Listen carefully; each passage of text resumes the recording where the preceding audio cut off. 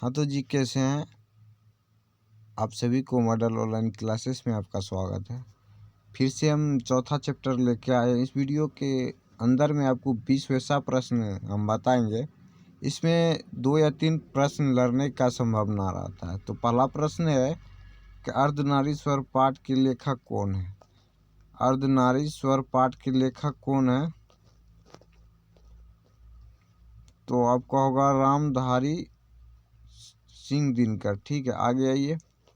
दूसरा प्रश्न है आपका, रामधारी सिंह दिनकर की रचना कौन सी है।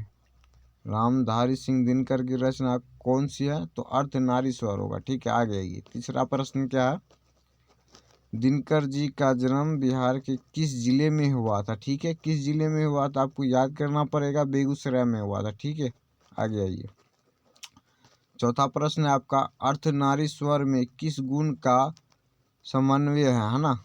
तो आगे आइए। आपको नारी और पुरुष दोनों के। ठीक है, आगे आइए। 5 नंबर प्रश्न है आपका, दिनकर जी की पहली काव्य पुस्तक कौन सी थी, है ना। कौन सी है या थी, तो आपको हम बता दें, प्रणभंग। ठीक है, आगे आइए। 6ठा नंबर प्रश्न है आपका, दिनकर जी की पहली कविता किस पत्रिका में प्रकाशित हुई। ओके, तो आपको हम बता दें, ये छात्र सहोदर में हुआ था। ठीक है, आ गया। 7 नंबर प्रश्न है आपका, दिनकर जी की पहली कविता कब प्रकाशित हुआ, नहीं कब छपाया गया था। ठीक है, कब छपाया गया था? 1925 ईस्वी में छपाया गया था।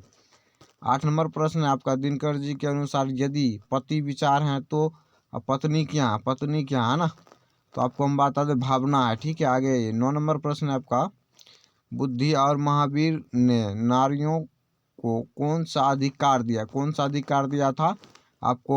भिक्षुणी होने का, है ना। आगे आइए। 10 नंबर प्रश्न है, पुरुष जब नारी के गुण लेता है तब वह देवता बन जाता है, किंतु नारी जब नर के गुण सीखती है तब वह राक्षस हो जाती है। यह किसका कथन है ना, यह किसका कथन था, कौन बोला था? प्रेमचंद्र जी ने बोला था। ठीक है, आगे आइए। 11 नंबर प्रश्न है कि अर्धनारीश्वर का किस विद्या से संबंध है। ठीक है, किस विद्या से संबंध है?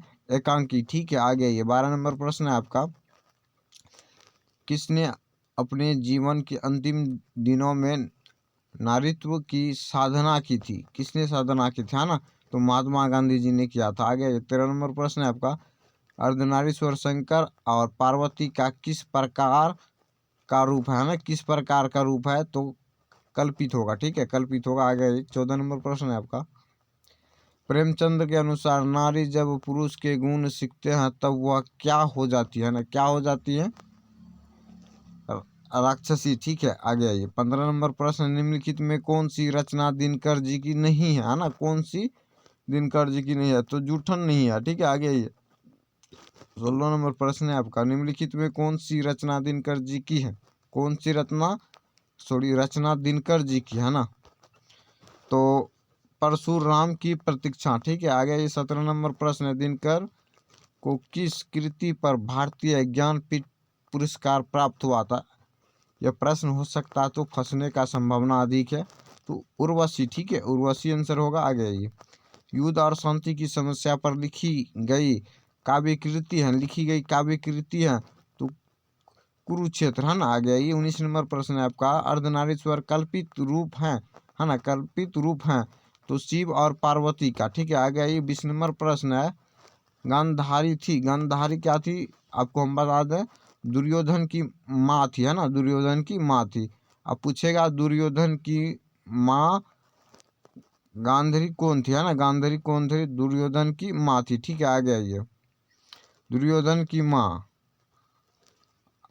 21 नंबर प्रश्न है आपका, प्रेमचंद्र थे, प्रेमचंद्र क्या थे, है ना, कथाकार था। ठीक है, आगे आइए। 22 नंबर प्रश्न है, दिनकर का जन्म कब हुआ था ना, कब हुआ था आपको बता दें, 23 सितंबर 1908 ईस्वी को हुआ था। ठीक है, आगे आइए। 23 नंबर प्रश्न है आपका, दिनकर किस युग की कवि है ना, किस युग की कवि है ना। तो आपको बता दें, छायावादोत्तर युग का। ठीक है, आगे आइए। 24 नंबर प्रश्न है, संस्कृत के 4 अध्याय किसकी कृति है ना, संस्कृत का 4 अध्याय किसकी कृति है? तो रामधारी सिंह दिनकर का। आगे आइए। 25 नंबर प्रश्न है, कौन सी कृति रामधारी सिंह दिनकर की लिखी हुई है ना, कौन सी लिखी हुई है? तो आपको हम बता दें, शुद्ध कविता की खोज। ठीक है, तो इस वीडियो में यहाँ तक ही हम बताने का प्रयास किए हैं।